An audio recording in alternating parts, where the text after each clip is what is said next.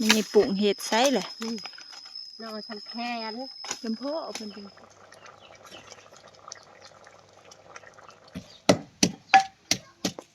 ตาเบิ่งเด้อพี่น้องจะต่อยว่าหน่อไม้คล้องตายแล้วเป็นหยังสิบ่ได้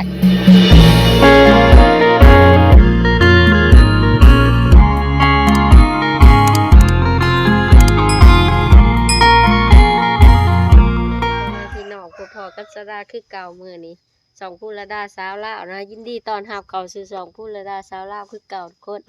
มือนี้สิพาน้องไผ่ออกป่าหน่อไม้สบายดีสต่อยผัวคืนผู้ป้าแต่น้องไผ่อยู่ห้าสิไปหาหน่อไม้สิได้อยู่บ้านละเบิ่งได้วะซับหน่อไม้คือพวกเขาของตายแล้วของตายแล้วมันไปหาได้สิแต่บ่พอแกงตาเบิ่งเด้อพี่น้องจะต่อยว่าหน่อไม้ของตายแล้วเป็นหยังสิบ่ได้เพิ่นว่าเพิ่นเอาคำผัวเพิ่นมาเว้าคันบ่ได้หน่อไม้ป้าสิหายได้มื้อนี้พากันเข้าป่าหน่อไม้2คนมื้อนี้หน่อไม้เขาก้อนหน่อไม้ให้น้องไผ่เขาก้อนหน่อไม้แรงมันเอาไปแกงเขาปลาหน่อไม้มืออยากมุนระวังเอาแล้วเหอะน้ำมันก่อมือคือบ่ใส่ธงมือบ่มีบ่หลายอันบ่3 อันผู้ที่เนาะจัดการหน่อไม้ป๊าดเสียงหักกกระวังน้ำก่อมือจ้ะพี่เนาะหน่อไม้ใหญ่จะต่อยบุกหักเอา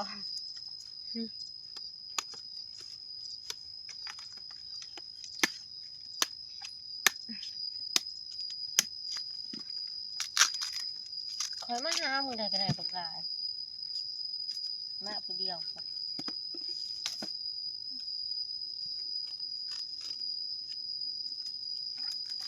เอาบ่ได้ก็บ่เอาเด้อ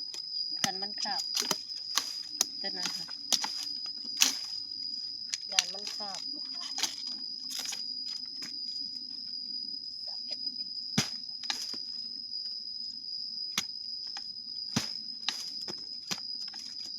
เหี้ยตัวนี้บักเงี้ยเอามันเอาได้บ่อันนี้ระวังน้ำนี่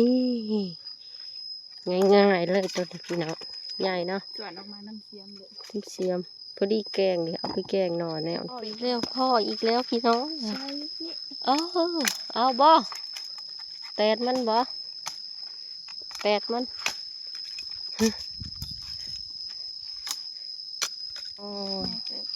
กัดน้ำมะเขียวอันนี้ข้างนั้นนอนหนึ่งน้ำไม้หาง่ายทุกคนคล้องตายแล้วคือสตอยบ่าลีเนาะมันออกลายถ้าเจ้าบ่หาเนาะเฮ้ยเนาะ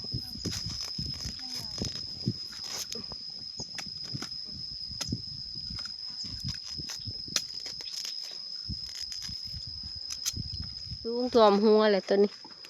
คาแม่นเอาก็เอาบ่ได้บ่มีกอหูอยู่กลางกอเนาะเห็นหน่อไม้อีกอะหามวนอยู่ได้เนาะสิแกงหรือสิต้มทั้งแกงทั้งต้มอีกบ่อัน2 ตัวนี่มานะพ่อกับบ่เฮียงเอาขืนผู้กับลบมามักดีโดดิเบิ้งบ่ย่อมไปมาพาตรงไผ่บูปลาบูดงแล้วบัดนี้เที่ยงก็ดีอยู่แล้วทองใหญ่ก็มาเลาะแล้วอยากหน่อไม้เสียเนาะมีบ่ได้ดำหน้ามือนี้เขาต่อยวะก็เลยอยากเข้าป่าหน่อไม้โอ้สีลายโอ้พอดีแกงเด้อค่ะแกงหอมเนี่ยจะต่อย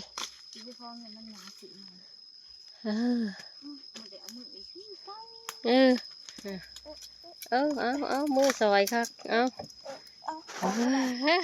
บุกปลาหน่อไม้บุกมันมีปุ่งเห็ดไซเลยนอนทำแขนเป็นพ่อเป็นจริงตีเอากระสันบุกเลย นอแหลกขางกอเด้ ข้าวมัน ยานเจ้าเลยเห็ดขางเบิ่งส่องลีกมันลงได้บ่ มันข้าวเนี่ย ใช่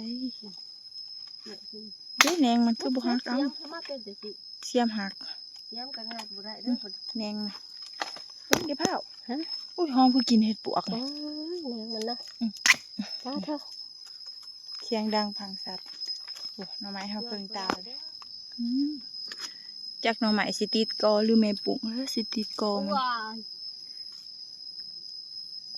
ได้บ่ จะก้มจังหน่อไม้แล้วบัด ข้าเพิ่นกะสันๆทองกันน้อยๆเอ้า คือสิได้อยู่ดอกเอ้ย หอมเห็ดปวกกะลีได้ปะ บ่ หอมข้าวใหม่เป็น ถ้าคอยหาเบิ่งเด้อหอมอุ้ยพี่น้องเอ้ยเดี๋ยวเห็ดปวกกะแลมมาเลย บ่แม่นหอมหน่อไม้แม่งกัดนี่ดอก บ่แม่นมาแล้วมาแล้ว ไอ้ โอ้ หน่อบักใหญ่ หนอใหญ่เท่ากับท้องเพิ่นเลย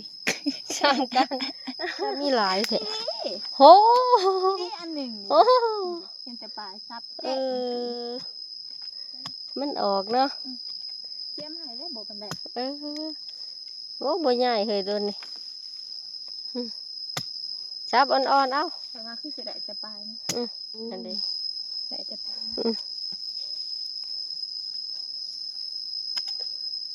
ตัวหน้าตั้งนิดหน่อย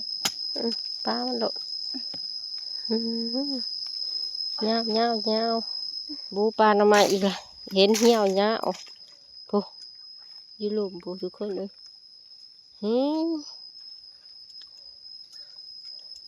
อึบ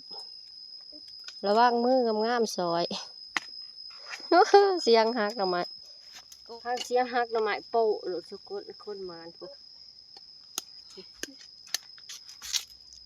มานกักเนาะ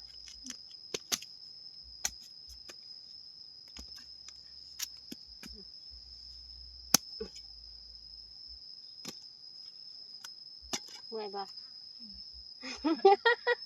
ปูปลาหน่อไม้เมื่อยได้หน่อไม้พ่อแกงละทุกคน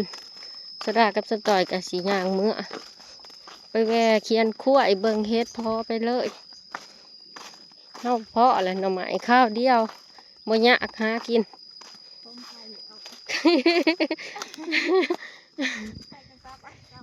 น่าซักเกี้ยงเอาอีเข่งมาผูกไว้ในนี้เคียนมันก่อนโอ้ของเจ๊กทะเลอ่านอะไรตัวหนึ่ง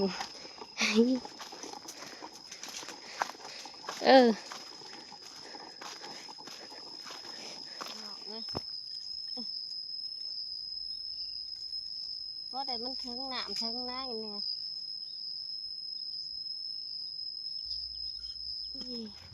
หอนแดดแล้วว่ามาแวะเขียนคุ้ยทุกคนคุ้ยพอ4 โต้พอแล้วบัดนี้ใหญ่คุ้ยทุกคนเลยแดดเนาะเอาลงน้ำน้องไว้ไปบ่พอ เขาบ่เห็น เออ เด็กสิไปป่วย อันนี้อีปอยมันบ่เห็นเก็บเอาอีลาสิเก็บบ่ลูกสาวก็มาลัดแม่อยู่นะเพิ่นลงมาเล่นน้ำลูกปอย เก็บเอา เก็บเอา กับยายบอกอู้ย ฮะอีลามันเก็บก็เป็นเด้อนี่แห้งโพดใหญ่มาเบิ่งไข่หมูเก็บเป็นบ่นี่เอาเบิ่งเก็บเป็นบ่เซ็ตมุนเบิดเอาเซ็ต ใช่ดอกใหญ่ปานใดงานเด้อได้แล้วแม่ลูกนานฮะยังหลายเด้อนี่เอาเห็ดพออีกแล้วพี่น้องเอ้ยอุ้ยนี่ก็มีนี่เฮ็ดแต่ว่า มันแตกจุบุ เก็บเอา ยาก็บ่ทาผม ทาหอมตีละไป มันเด็ก นี่แม่นอะไรนี่ฮะ อู้หูเจ็บมานี่ เห็นบ่ กันมุก ใช่ดอกนี่พอแกงบาดนี่มันบ่ดูหรอกนะมันแดดนี่แหละล่าสุดได้เด็กหน่อยเมื่อน้ำบาดนี่ ลูกลงมาเล่นอยู่เที่ยงหน้าป่าพี่เห็นแม่ก็เลยแลนมาใส่เมื่อนำกันเลยแบบนี้มันแดด เขาได้น้ำใหม่พ่อแกงทุกคนเฮ็ดพ่อก็ได้กำหนึ่งดิเก็บกับเจ้าต่อยเขาสิเมื่อแกงไปเมื่อบาดนี่เป็นตาตายอลีพี่น้องเลยบลอดแนวนี่ย่ามขนาดย่ามหน้าได้นี่แดดมาอีอลีโอ้โพด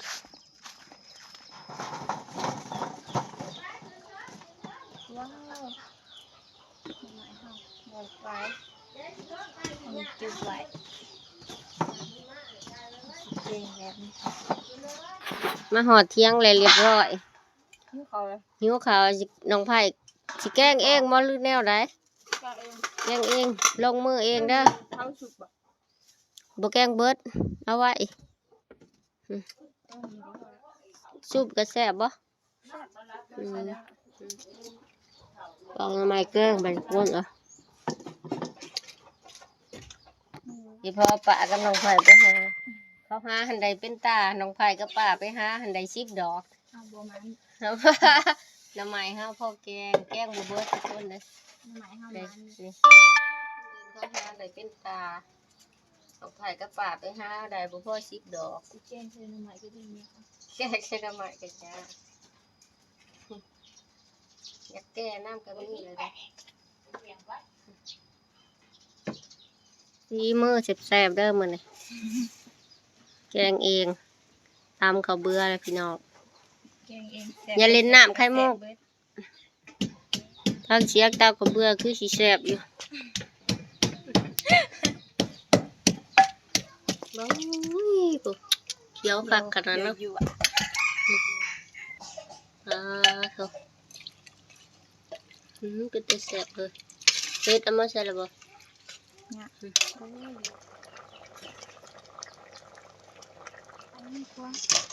สีมือน้องไผ่มื้อนี้สุกเลยทุกคน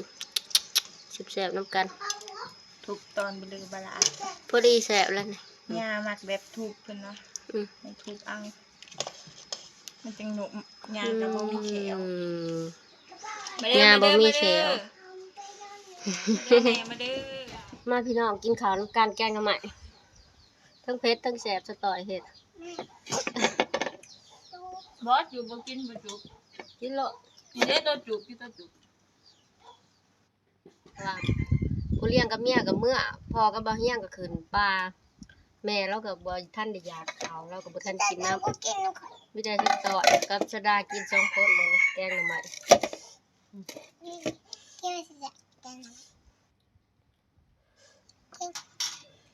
โอเลี้ยงเมื่อละคิดฮอดโอเลี้ยงบ่ค่อยหมก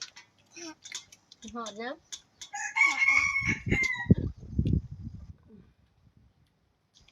คิดฮอดบ่โอเลี้ยง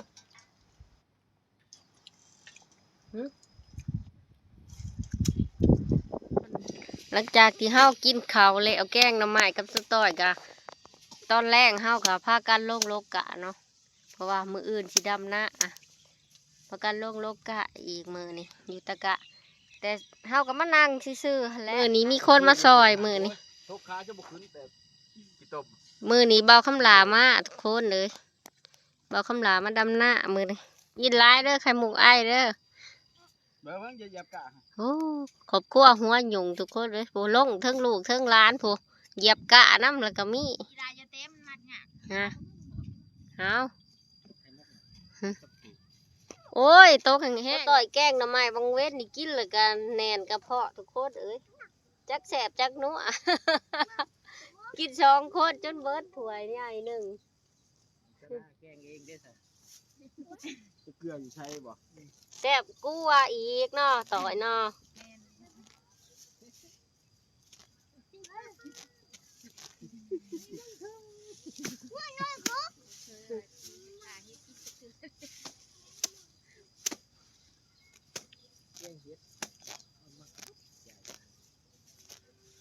ใครว่าจะเจ็บท้องข่อยแกงเฮ็ดมือนะแกงเฮ็ดมือนะพลอยสีตาจนขี่ไหล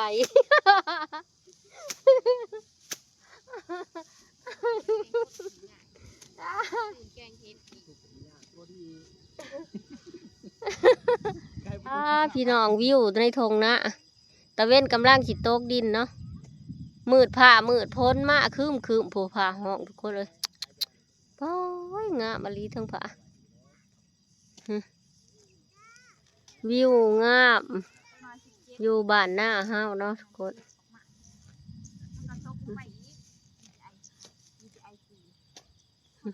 ตะเวนกำลังสิตกดินโคตรสวยเลยบ่าวคำหลาหากะมามือนี่พี่น้องเลย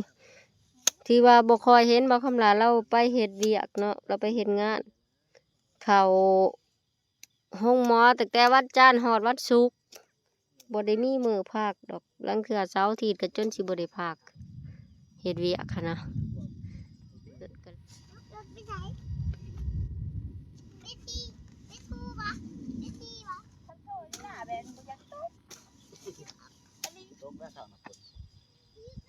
วิวงามขนาดเลยเจ้าต่อย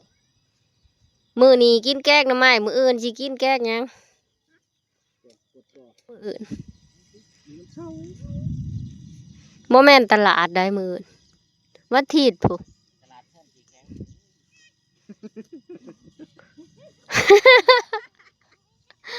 เอาไปซื้อรถแรกข่อยสิเลี้ยงข่อยถือเลข20,000 เลขนี่โอ้ยต้องห่วง ไปซื้อตีมาตก